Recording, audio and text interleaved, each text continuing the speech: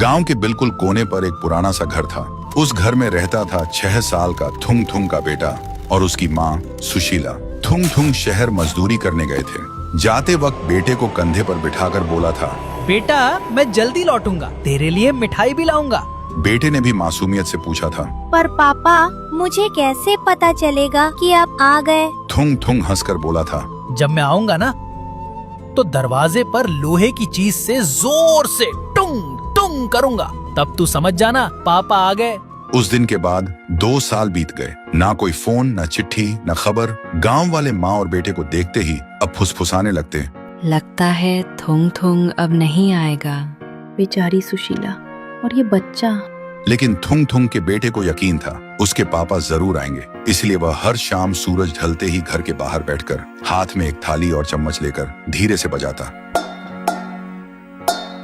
माँ बस चुपचाप देखती और बिना कुछ बोले अंदर चली जाती।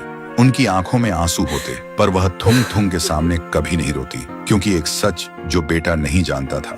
एक दिन सुशीला ने न्यूज में देखा था, जिस जगह थुंग थुंग काम में गया था वहां एक हादसा हुआ था, जिसमें बहुत सारे मजदूर मारे गए। लेकिन फिर भी बेटे के सामने अपने आंसू छुपाकर खड़ी रही, ताकि बेटे का भरोसा अपने बाप से न टूटे। लेकिन एक रात हवा तेज चल रही थी, बादल गरज रहे थे। उस रात भी थुंग थुंग का बेटा थाली लेकर बैठकर बजा रहा था। देखते ही माँ ने कहा, बेटा आज मत बैठ, बारिश आने वाली है। लेकिन बेटा नहीं रुका। देखते ही देखते बारिश शुरू हो गई, लेकिन फिर भी वह नहीं उठा। तभी अचानक दूर कहीं से एक आवाज आई। बेटा रुक गया। उसने सोचा शायद हवा होगी, लेकिन फिर से आवाज आई। थुंग थुंग के बेटे का दिल जोर से धड़कने लगा। तभी अंधेरे के बीच से थुंग थुंग सामने आया, हाथ में एक छोटा सा मिठाई का डिब्बा लेकर। बेटे की सांसें रुक गईं। माँ पीछे खड़ी कांप रही थी। बारिश रुक चुकी थी। फिर थुंग थुंग ने बेटे से बोला, बेटा पापा को माफ करना, मैं वादा निभाने में देर कर गया।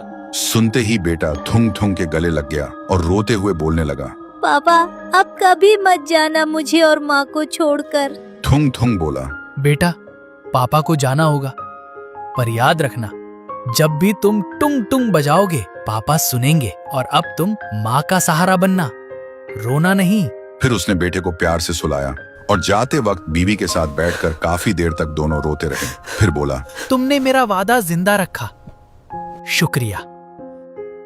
इसका भरोसा कभी टूटने मत देना। और थुंग थुंग एक रोशनी के साथ चला गया। फिर सुबह बेटा जागा तो सब शांत था। उसे लगा शायद सब सपना था, लेकिन जब वह दरवाजे के पास गया तो उसे वहां एक छोटा सा मिठाई का डिब्बा मिला। तो दोस्तों, उम्मीद अगर सच्ची हो तो अंधेरे में भी रोशनी और मौत में भी जिंदगी मिल जाती है।